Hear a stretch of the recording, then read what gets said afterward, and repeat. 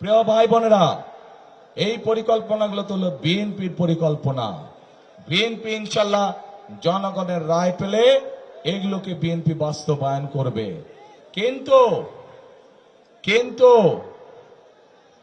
জনগণের পক্ষ থেকে তো একটি পরিকল্পনা থাকতে হবে। জনগণের সেই পরিকল্পনাটা কি আপনাদের কাছে একটু আমি জানতে চাই। জনগণের পরিকল্পনা কি? 12 তারিখে কোনো পরিকল্পনা আছে জনগণের? কি পরিকল্পনা জনগণের 12 তারিখে? হ্যাঁ, রাইট, ধানের শীষে ভোট দিতে হবে। ধানের শীষ যদি নির্বাচিত হয়, ইনশাল্লাহ পর্যায়ক্রমিক ভাবে যেই প্রতিশ্রুতিগুলো আপনাদের, যেই দাবিগুলো আপনারা উপস্থাপন করেছেন, আপনাদের সরকার, বিএনপি সরকার ইনশাল্লাহ সেগুলো বাস্তবায়নের কাজে হাত দিতে পারবে।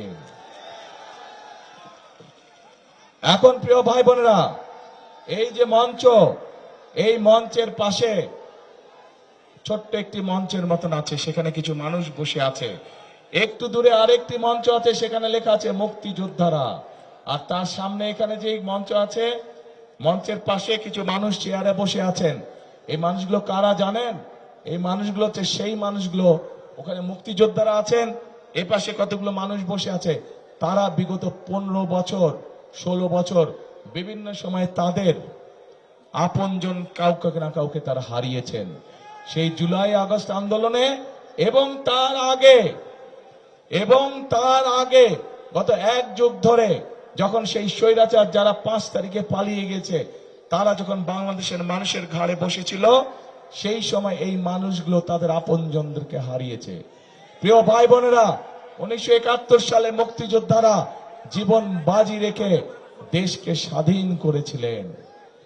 ঠিক একইভাবে বিগত 1 বছর সহ বিভিন্ন সময় এই যে স্বজনেরা, মানুষগুলো, তাদের স্বজনেরা যারা গুম হয়ে গিয়েছে, যারা খুন হয়ে গিয়েছে, যারা অত্যাচার নির্যাতনের শিকার হয়েছে, এই মানুষগুলো আপনাদের যে ভোটের অধিকার, যে পরিকল্পনা আপনারা 12 তারিখে বাস্তবায়ন করতে চান, সেই অধিকার যাতে আপনারা ফিরে পান, তার জন্য তারা রাজপথে থেকে জীবন বাজি রেখে যুদ্ধ করেছে এবং গুম খুনের শিকার হয়েছে, নির্যাতনের শিকার হয়েছে। প্রিয় ভাই বোনেরা, 71 সালে মুক্তিযোদ্ধারা দেশ স্বাধীন করেছেন।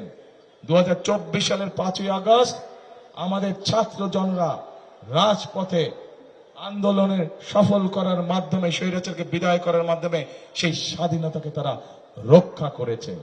এখন প্রিয় ভাই বোনেরা, এই যে মানুষের ভোটের অধিকার, এই যে মানুষের কথা বলার অধিকার যেটি আমরা ফিরে পেয়েছি, এটিকে কিন্তু ধরে রাখতে হবে। কারণ এইখানে প্রার্থীরা যে সকল জনগণের পক্ষ থেকে যে সকল কথা বলেছেন, জনগণের ভাগ্য পরিবর্তনের জন্য, এলাকার উন্নয়নের জন্য, এগুলোকে যদি বাস্তবায়ন করতে হবে, তাহলে একটু আগে যেটা বলেছি, আপনাদের সমর্থন ছাড়া কিন্তু আমরা পারবো না। আপনাদের সমর্থন থাকলে ইনশাল্লাহ যে কোনো কাজ আমরা করতে পারবো। কিন্তু প্রিয় ভাই বোনেরা, এখানে কিন্তু একটু কিন্তু রয়ে গিয়েছে। এই যে জনগণের স্বাধীনতা, জনগণের ভোটের অধিকার, জনগণের কথা বলার অধিকার, এর বিরুদ্ধে কিন্তু আবার ষড়যন্ত্র শুরু হয়ে গিয়েছে।